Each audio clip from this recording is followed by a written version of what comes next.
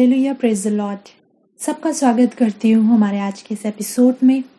और प्रियो, मैं आपको बताना चाहती हूँ, हर बार जो वचन प्रचार होता है, चाहे मैं करती हूँ, चाहे आप कहीं से भी वचन को सुनते हैं, जानते हैं सिर्फ सुनना हमारे लिए काफ़ी नहीं है। यदि आप वचन को सुन रहे हो और वो आपके जीवन में करेक्शन नहीं कर रहा है, यानी कि अगर आपकी लाइफ में व्यभिचार है और आपने व्यभिचार पे वचन को सुना, आपने व्यभिचार पे प्रचार को सुना और उसके बाद आप सुनकर आपके जीवन में सुधार नहीं आया, यानी वचन सुनने के बाद आपने उसको करेक्ट नहीं करा, आपके जीवन में व्यभिचार अभी भी है, तो जानते हैं वचन सुनने का कोई फायदा नहीं। बहुत से लोगों के फोन कॉल्स आते हैं जो इस बात को कहते हैं, सिस्टर हम पूरा दिन धार्मिक चैनल को सुनते हैं, हम पूरा दिन हमारे घर में यही चलता है, हम यूट्यूब पर यही सब चीज़ें सुनते हैं, हम मीटिंग्स में जाते हैं। बहुत अच्छी बात है कि आप लोग ये सब काम करते हैं, लेकिन जानते हैं कोई फ़ायदा नहीं है यदि ये वचन जो आप सुन रहे हो आपकी लाइफ में कोई सुधार को लेकर नहीं आ रहा। यानी इधर से आप वचन सुन रहे हो पर आपके जीवन से क्रोध नहीं जा रहा, आप वचन सुन रहे हो आपके जीवन से अविश्वास खत्म नहीं हो रहा, आप वचन सुन रहे हो आपके जीवन में पाप और गुनाह अभी भी मौजूद है। फिर आज का जो वचन मैं आपके बीच में लेकर आई हूँ वो इसीलिए है कि जो कुछ भी आप सुन रहे हो, खुदा का कलाम जो आप हर हफ्ते सुनते हो, चाहे मेरे द्वारा, चाहे आप किसी भी प्रचारक को सुन रहे हो, हर एक प्रचारक का उद्देश्य होता है कि व्यक्ति जब कलाम को सुन रहा है उसके जीवन में वो बुराइयों को दूर करे, उस अंधकार को दूर करे।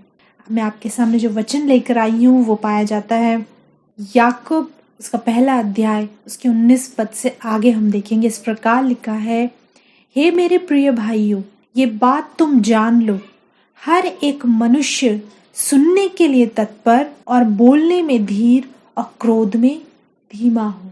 याकूब अपनी पत्री में इस बात को कहते हैं, ये बात तुम जान लो, हर एक मनुष्य सुनने के लिए तत्पर।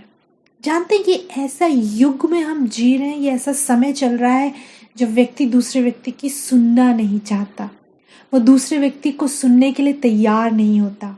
वो अपनी तो बहुत सुनाएगा लेकिन कभी दूसरे की सुनने नहीं बैठेगा। इसीलिए हम देखते हैं हमारे परिवारों में जो बुजुर्ग होते हैं वो ढूंढते हैं कि कोई उनकी सुने, वो ढूंढते हैं कि कोई उनके साथ बैठे और उनकी बातों को सुने, लेकिन लोगों के पास समय नहीं है कि वो किसी की बात को सुने। अधिकतर लोगों को आपने ज़्यादा बोलते हुए देखा होगा। मैं बहुत से ऐसे लोगों के संपर्क में आती हूँ जिनको देख के लगता है ये कितने अशांत हैं। जानते हैं ये साइन है कि जो व्यक्ति ज़्यादा बोल रहा है, इसका मतलब है, उसका अर्थ है कि वो भीतर से बहुत अशांत है, वो भीतर से बहुत व्याकुल है, बहुत कुछ उसकी लाइफ में चल रहा है और उन चीज़ों को कवर अप करने के लिए वो बहुत कुछ बोलेगा। इसीलिए बाइबल हमें क्या बताती है? बाइबल कहती है हर एक व्यक्ति सुनने के लिए तत्पर। सुनिए, व्यर्थ की बातों को सुनने की बात नहीं कर रही, खुदा के कलाम की बातों को कर रही है, परमेश्वर के वचन की बातों को कर रही है कि सुनने के लिए तत्पर। आपके अंदर वो तत्परता होनी चाहिए। वो प्रभु का कलाम मैं सुनूंगी, प्रभु का वचन मैं सुनूंगी, प्रभु की आराधना को मैं एंजॉय करूंगी, प्रभु की जहाँ परस्तिश हो रही, आराधना हो रही, मैं उसे एंजॉय करूंगी, सुनने के लिए तत्पर। और जानते हैं आपके घर में यदि कोई प्रचारक आता है, यदि आपकी कोई खुदा का कलाम आपसे शेयर करता है, हो सकता है वो आपसे छोटा ही हो। मैं जानती हूँ जब मैं यहाँ से प्रचार कर रही हूँ, बहुत से लोग हैं जो मुझसे उम्र में बड़े हैं, जो मुझसे ज़्यादा तजुर्बा रखते हैं, जो हो सकता है बहुत अच्छी सेवकाइयाँ करते हो, बहुत कुछ ज्ञान मुझसे अधिक आपके पास हो। पर जानते प्रभु का वचन कहता है यदि कोई आपसे छोटा भी आपके सामने प्रचार कर रहा है, आपके सामने कलाम को दे रहा है, सुनने के लिए तत्परता दिखाइए, क्योंकि जो वचन वो प्रचार कर रहा है वो परमेश्वर का वचन है। आप लाइफ में कभी भी ऐसे लोगों से मिले, प्रियो, तत्परता आपके भीतर होनी चाहिए सुनने की। दूसरी बात कहता है सुनने के लिए तत्पर और बोलने में धीर हो, बोलने में धीरा हो, बहुत अधिक ना बोलिए। आप जानते हैं एक बहुत बड़े परमेश्वर के अभिषिक्त जन ने इस बात को कहा, यदि मैं किसी व्यक्ति को शांत कर दूं, यदि किसी व्यक्ति की आत्मा भीतर से शांत हो, अपने शब्दों को चयन करना सीख जाए, यानी उसे मालूम हो कि उसे कितना बोलना है, उसे कहाँ कितना बोलना है, इस बात का उसे ज्ञान हो जाए और वो शांत हो जाए, उसकी आत्मा को जीता जा सकता है। कि परमेश्वर के बहुत बड़े अभिषिक्त जन ने इस बात को कहा। जानते हैं, यदि आप शांत हो जाओगे, आपकी आत्मा शांत होगी, आप अपनी जुबान पर लगाम लगाओगे, शब्दों का सोच समझकर चयन करोगे, आप व्यर्थ की बातें नहीं बोलोगे, तो जानते हैं आपकी आत्मा बचाई जा सकती है। क्यों? क्योंकि जब आप एकांत होते हो, आज के समय में बहुत रेयर है किसी व्यक्ति को शांत देखना। अकेले में होना और एकांत में होना अलग अलग बात है। आप अकेले तो हो सकता है आपके घर में कोई ना हो, आप कहोगे सिस्टर हम अकेले हैं, लेकिन जानते हैं आप अकेले नहीं। हो सकता है आप न्यूज़ देख रहे हो सकता है आप अपना फ़ोन चला रहे हो सकता है आप किसी न किसी चीज़ में एंगेज्ड हो। बहुत रेयर है आज की डेट में किसी किसी ऐसे व्यक्ति का मिलना जो कहे मैं एकांत में हूँ, जो शांत हो, जो कुछ देर के लिए बस शांत परमेश्वर के साथ कनेक्ट हो। वो जब आप प्रार्थना भी करते हो, कितने विचार आपके हृदय में चल रहे होते हैं, आपके स्वयं के विषय जो आप प्रभु के सामने लेके जा रहे होते हो वही आपके मन में चल रहे होते हैं, आप शांत नहीं होते हो। अगर आप कहोगे सिस्टर हम 10 मिनट प्रार्थना में बैठते तो हम शांत होते, नो, उस समय भी आपकी उलझने आपके भीतर इतनी चल रही होती कि आप तब भी शांत नहीं होते। मैंने कहा बहुत रेयर है ऐसे व्यक्ति का मिलना जो इस समय में शांत हो, एकांत में हो। जब आप सोने जाते हो तब भी करोड़ों थॉट्स आपके माइंड में चल रही होती। हो सकता है आप अपने सेल फोन के साथ स्क्रॉल करते हुए नोटिफिकेशन ये वो बहुत सारी चीज़ें देखते हुए सो रहे हो। आपने अपनी आत्मा को इतना ज़्यादा शांत कर रखा है, और जितने आप शांत होते हो उतना अधिक आप बोलोगे, उतना अधिक आप अपनी फ्रस्ट्रेशन निकालोगे, उतना अधिक आप मुंह से बोलोगे। वचन में लिखा है सुनने के लिए तत्पर, बोलने में धीर हो। धीरे आप कब बोलोगे, कम आप कब बोलोगे, जब भीतर से शांत होगे। शांत कब होगे, जब अपने आप को इतने ज्यादा डिस्ट्रैक्शन से आप दूर रखोगे, जब जो चीजें आपको मालूम है आपकी स्पिरिट को हिलाती हैं, बेचैन और व्याकुल करती हैं, उन चीजों को अपने से दूर रखोगे। प्रियो, समझिए इस बात को, शैतान नहीं चाहता कि आप शांत हो। हर समय वो आपको बिजी रखना मांगता है, आप उलझनों में रहो, आप व्याकुल रहो, आप फोन के साथ रहो, आप टीवी के साथ रहो, आप बुरी संगतियों में रहो, आप बस भागते रहो, और भाग भाग के आप नहीं जानते अपनी अपनी लाइफ का मेजर पोर्शन बर्बाद कर दिया है। बहुत बड़ा हिस्सा आप बर्बाद कर चुके हो। हर समय जब माइंड को ऑक्यूपाइड रखोगे इन्हीं सब चीज़ों से, तो जानते ये दिन, ये महीने, ये साल यूं ही बीतते चले जाएंगे। वचन में लिखा है बोलने में धीर, और तीसरी बात क्रोध में धीमा हो। जब आप सुनने के लिए तत्पर, खुदा के कलाम को सुनने की बात हो रही, व्यर्थ की चीजों की नहीं, सुनने के लिए तत्पर, बोलने में धीर, और बोलने में धीर हो गए तो ऑटोमेटिकली आपके भीतर से क्रोध खत्म होगा। क्योंकि जो व्यक्ति भीतर से शांत होता है बहुत जल्दी उसे क्रोध नहीं आता। लिखा है क्रोध में धीमा हो। क्योंकि जानते हैं क्या है, हम लोग अपने जीवन में हर चीज में जो कुछ भी आपकी लाइफ में पाप और गुनाह की बातें उन्हें आप दूर कर सकते हो, किंतु क्रोध एक ऐसी चीज है जिसको आप बहुत जल्दी अपने जीवन से नहीं हटा पाते हो। हर छोटी बात में क्रोध आता है। किसी ने कुछ कह दिया तो क्रोध आता है, किसी ने मेरे विषय में कुछ कहा, एकदम से क्रोध से भर गए, कह कैसे दिया।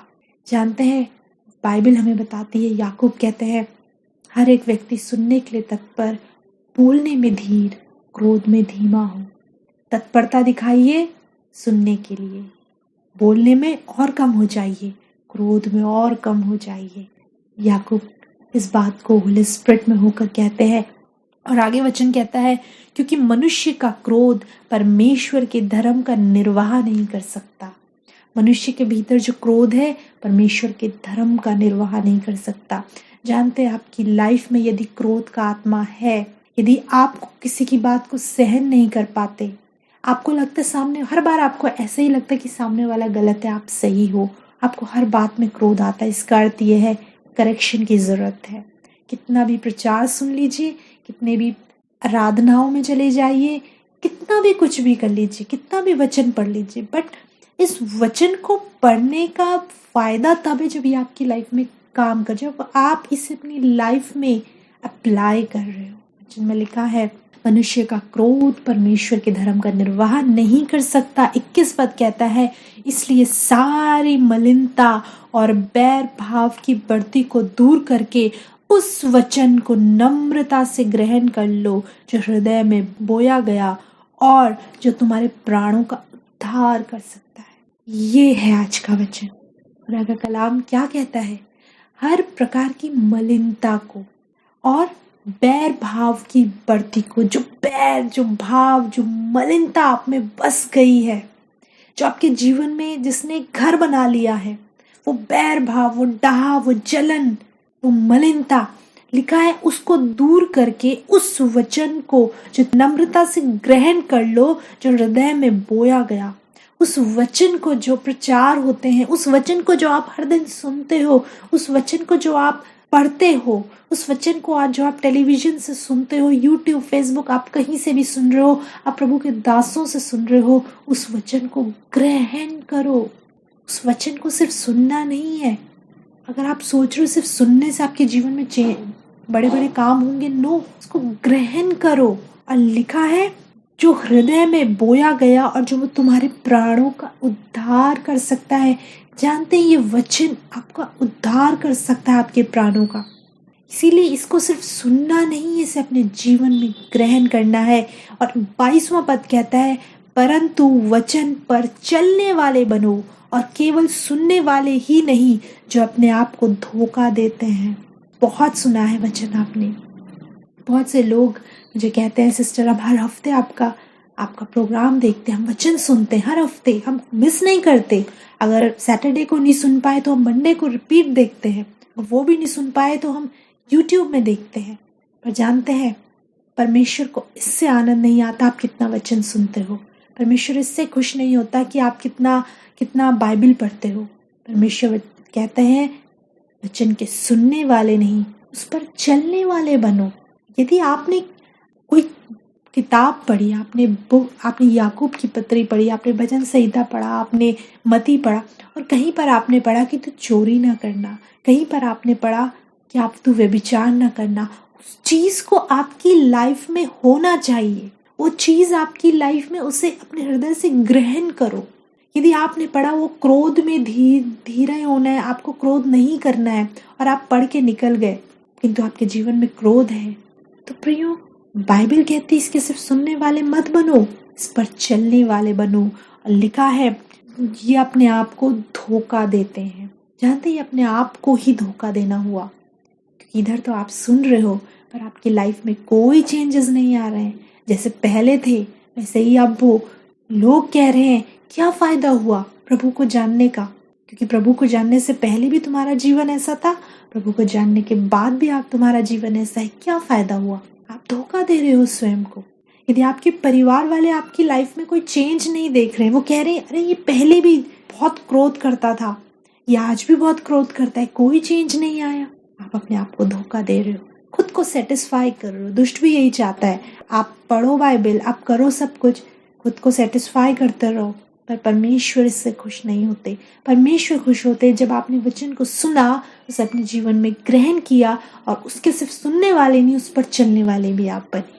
आप जानते हैं शाऊल एक व्यक्ति था जो परमेश्वर की कलीसिया को सताता था, उनको बंदी गृह में डालता था।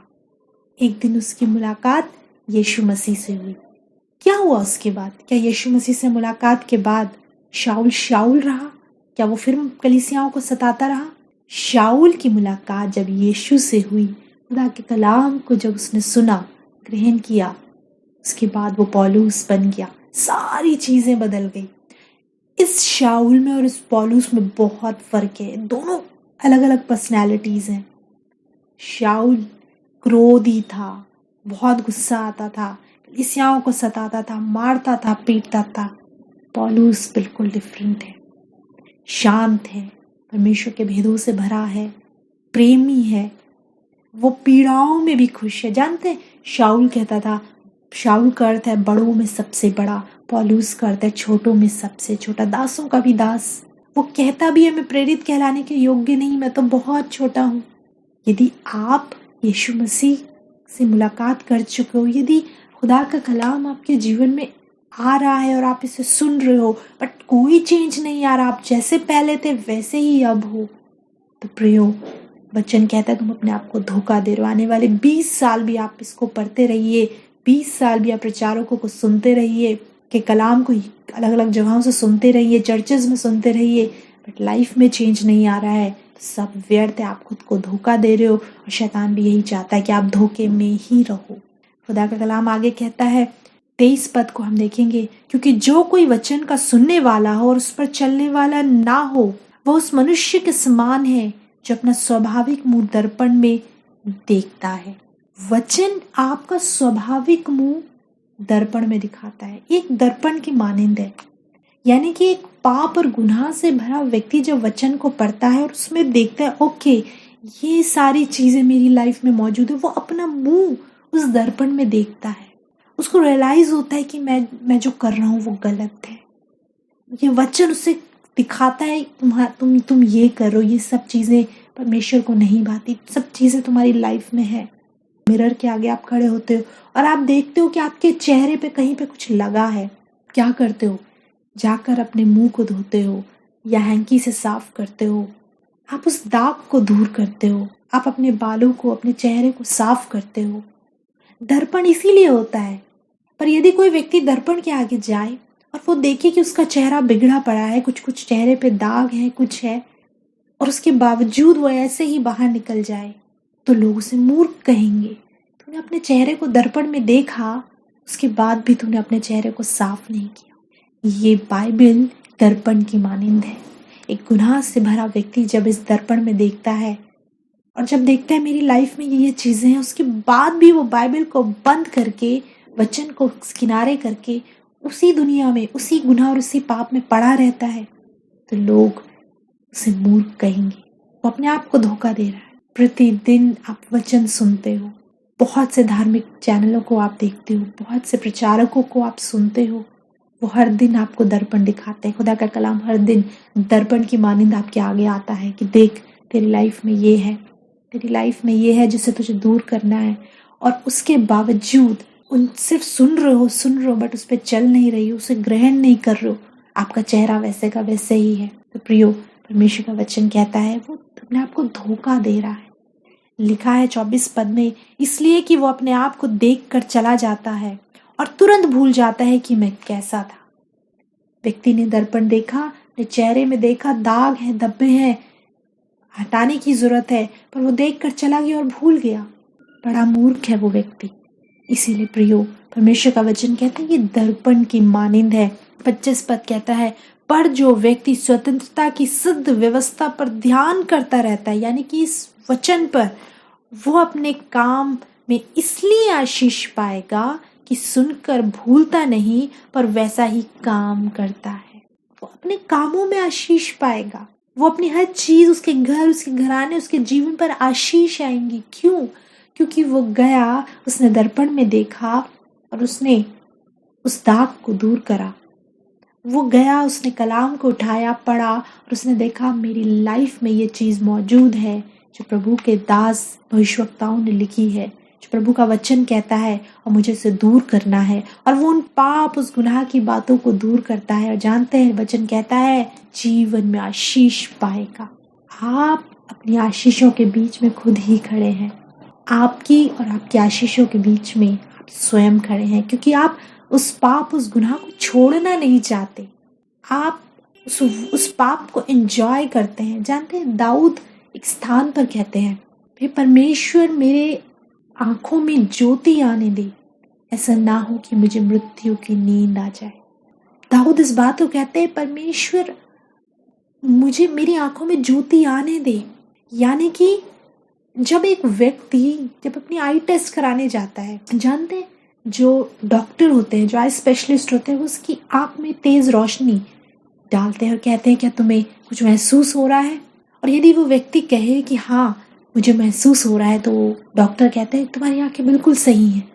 किंतु यदि वो व्यक्ति कहे ये लाइट मुझे पता नहीं चल रही, मेरी आंखों में पड़ तो रही है बट मुझे कुछ पता नहीं चल रहा, इसका अर्थ ये है कि कुछ प्रॉब्लम है।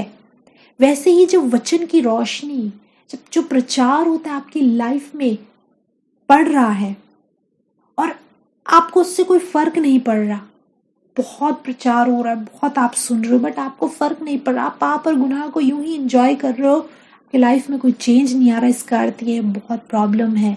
दाऊद कहता है, ऐसा ना हो मुझे मृत्यु की नींद आ जाए, ऐसा ना हो एक समय आए मैं खत्म हो जाऊं, मृत्यु की नींद आ जाए, मेरी आंखों में ज्योति आने दे, यानी कि तेरे वचन को जो मैं सुन रहा हूँ, रेवलेशंस, प्रकाशन मेरे जीवन में आने चाहिए। ये जो वचन आप पढ़ रहे हो, जो आप सुन रहे हो, वो आपकी लाइफ में जब आ रहा है आपको चोट करना चाहिए। जिन बातों पे प्रचार किया जाता है, जब आप गुनाह और पाप की, जब व्यभिचार की बातें सुन रहे हो, जब प्रचार हो रहा है क्रोध के ऊपर, जब प्रचार हो रहा है हत्या ना करना, जब प्रचार हो रहा है किसी को चीट मत करो, धोखा मत दो, जब प्रचार हो रहा है लालच मत करो, जब प्रचार हो रहा है व्यभिचार, गलत संबंधों से बाहर आओ, और आपकी लाइफ में अगर ये चीज़ मौजूद है तो आपको बुरा लगना चाहिए, आपको वो चीज़ें लगनी चाहिए कि हाँ मेरी लाइफ में है, मुझे रिमूव करने की ज़रूरत है। इसीलिए वचन में लिखा है, वो व्यक्ति अपने काम पर आशीष पाएगा जो अपनी लाइफ से इन चीज़ों को हटाएगा, जो वचन को पढ़ेगा, आईने की मानिंद देखेगा और कहेगा हाँ मेरी लाइफ में चीज़ें हैं, मुझे दूर करने की ज़रूरत है, वो अपनी लाइफ में आशीष पाएगा। लिखा है इब्रानियों उसका 4 उसके 12 पद से आगे हम देखेंगे क्योंकि परमेश्वर का वचन जीवित और प्रबल और हर एक 2 धारी तलवार से भी बहुत चोखा है। क्या कहते हैं यहाँ पे? परमेश्वर कलाम कहता है कि परमेश्वर का वचन जीवित है। आप जानते हैं इस वचन में लाइफ है, ये किसी की फिलॉसफी नहीं है, कोई कहानी कल्पना नहीं है। बाइबल बताती है कि परमेश्वर का वचन परमेश्वर की प्रेरणा से लिखा गया है, होली स्पिरिट के द्वारा लिखा गया है, परमेश्वर की आत्मा के द्वारा लिखा गया है। जितनों ने भी लिखा परमेश्वर की आत्मा से परिपूर्ण होकर लिखा, किसी ने यूं ही नहीं लिखा। और लिखा है परमेश्वर का वचन जीवित है क्योंकि वचन ही परमेश्वर है। आप पढ़ेंगे यूहन्ना की पत्री में लिखा है, आदि में वचन था, वचन परमेश्वर के साथ था, वचन ही परमेश्वर था। ये वचन ही परमेश्वर है। ये वचन जो जिसको आप पढ़ते हो इसके अंदर लाइफ है। ये आपके जीवन के मरी हुई परिस्थितियों में जान फूंकने की सामर्थ्य रखता है। लिखा है परमेश्वर का वचन जीवित और क्या प्रबल और हर एक 2 धारी तलवार से भी बहुत चोखा है। जानते हैं तलवार जिसके दोनों साइड धार होती है, आप दोनों तरफ से यूज कर सकते हो। पहले के समय में जब तलवारें होती थी, युद्ध होते थे, दोनों तरफ से शार्प किया जाता था, कहीं से भी वार किया जा सकता था। ये उससे भी चोखा है, 2 धारी तलवार से भी बहुत अधिक चोखा। और लिखा है प्राण और आत्मा को और गांठ गांठ और गूदे गूदे को अलग अलग करके आर पार छेदता है और मन की भावनाओं और विचारों को जांचता है। खुदा का कलाम आपके मन की विचारों और भावनाओं को जांचता है। सबसे खूबसूरत बात जो प्रभु के वचन की मुझे लगती है वो ये वो नहीं देखता कि आप कितने धर्म के काम कर रहे हो, ये वो नहीं देखता कि आप कितनी बड़ी बड़ी बातें बोल रहे हो, आप शब्दों से कितना अच्छी बातें कर रहे हो, आप दान पुण्य के काम कर रहे हो, बाहर से आप अपने आप को बहुत अच्छा दिखा रहे हो। नो, ये आपके भीतर देखता है। हर एक विचार, हर एक भावना की वो जांच पड़ताल करता है। यदि ये धर्म का काम किया जा रहा है, इसके पीछे इसकी क्या इंटेंशन है, क्या भावनाएं हैं, किस उद्देश्य से कर रहा है। जानते हैं आप जो प्रार्थनाएं प्रभु से करते हो उसके पीछे क्या आपका स्वयं का क्या स्वार्थ छुपा है, परमेश्वर का वचन वो भी जांचता है। वो आपके मन के विचारों और भावनाओं को जांचता और परखता है। इसलिए प्रियो, इसे पढ़ा करिए और इसे ना सिर्फ पढ़ा करिए, जब आप इसे पढ़ें प्रार्थना के साथ पढ़ें और जब आपको दिखे कि इसमें जो लिखा है ये मेरी लाइफ में मौजूद है, वो आपको करेक्ट करेगा। प्रार्थना के साथ पढ़ेंगे तो वचन आपको करेक्ट करेगा और करेक्शन पे तैयार रहा करिए। परमेश्वर का वचन आपके जीवन की जब बुराइयों को दूर करेगा और आप अपनी लाइफ से उन चीज़ों को रिमूव करना शुरू करोगे, जानते हैं आप स्वर्ग से आशीष पाओगे। स्वयं देखोगे आपकी लाइफ में परमेश्वर ने आशीष दी है। हालेलुया। अपनी आंखें बंद करें, हम दुआ करें। सच में परमेश्वर, हम धन्यवाद करते हैं आपके सामर्थी वचन के लिए, और हम प्रार्थना करते हैं मेरे परमेश्वर, जितने लोगों ने आज आपके वचन को सुना है, हाँ परमेश्वर, होने पाए आज के बाद जब भी ये तेरे वचन को पढ़ें, करेक्शन के लिए तैयार रहें। आपका वचन इनके गांठ गांठ और गूदे गूदे को अलग करे, इनके प्राणों को खुदावंद जांचे और परखे, इनके विचारों, इनकी भावनाओं को जांचे और परखे, और उन्हें पाए ये शुद्ध निकले परमेश्वर। हाँ प्रभु, अनुग्रह कर, इनके घर परिवार, इनके जीवन पर आपकी आशीष मांगते हैं। इस प्रार्थना को यीशु मसीह के नाम में पिता से मांगते हैं, आमीन। Hallelujah, praise the Lord. परमेश्वर का धन्यवाद इस सुंदर वचन के लिए। और मैं विश्वास करती हूँ परमेश्वर ने जैसे इस वचन से मुझसे बात करी है, ऐसे ही आपसे भी बात करी है। अपने जीवन में सुधार लाइए वचन को पढ़कर। प्रियो, यदि आप और वचन को सुनना चाहते हैं तो आप हमारे YouTube चैनल को सब्सक्राइब कर सकते हैं। ट्रू शेपर्ड मिनिस्ट्रीज़ है, आप उसमें बहुत सी वीडियोज़ हैं जो आपको हेल्प करेंगी प्रभु में बढ़ने में। जैसे मैं हर बार कहती हूँ, वीडियोज़ को देखिए पर अपना अधिक समय प्रार्थना में बिताइए, वो ज़्यादा आपकी लाइफ को फ्रूटफुल बनाएगी। आप प्रभु में बढ़ोगे। स्पिरिचुअल ग्रोथ के लिए प्रार्थना में बैठना और वचन को पढ़ना ज़रूरी है। ज़्यादा समय खुदा के साथ बिताइए। हालेलुया। प्रियो, यदि प्रभु आपके मन में बोझ दे और आप प्रभु के लिए अपनी भेंटों को बोना चाहें तो आप स्क्रीन पर स्कैन कोड देख रहे हैं, आप स्कैन कर सकते हैं। जो भी प्रभु आपके मन में दे, आप प्रभु के लिए भेंट को सेंड कर सकते हैं। हालेलुया। और मैं धन्यवाद देती हूँ उन लोगों के लिए जिन्होंने प्रभु के लिए हाथ बढ़ाया है। प्रभु आप लोग को बहुत आशीष दे। हम लोग प्रार्थना करते हैं परमेश्वर आपके घर के खत्ते भंडार हमेशा परिपूर्ण रखे। प्रियो, यदि आपकी प्रेयर रिक्वेस्ट है, आपके अनुभव, आपकी टेस्टमनीज है, तो आप हमें कॉल कर सकते हैं। आप कॉन्टैक्ट डिटेल देख होंगे। आप व्हाट्सएप भी कर सकते हैं, आप हमें SMS भी कर सकते हैं। और हमारे प्रेयर वॉरियर्स तैयार हैं आपसे बात करने के लिए। अगले सप्ताह प्रियो आपसे दोबारा मुलाकात करेंगे। तब तक प्रभु यीशु मसीह में आप सभी को हमारा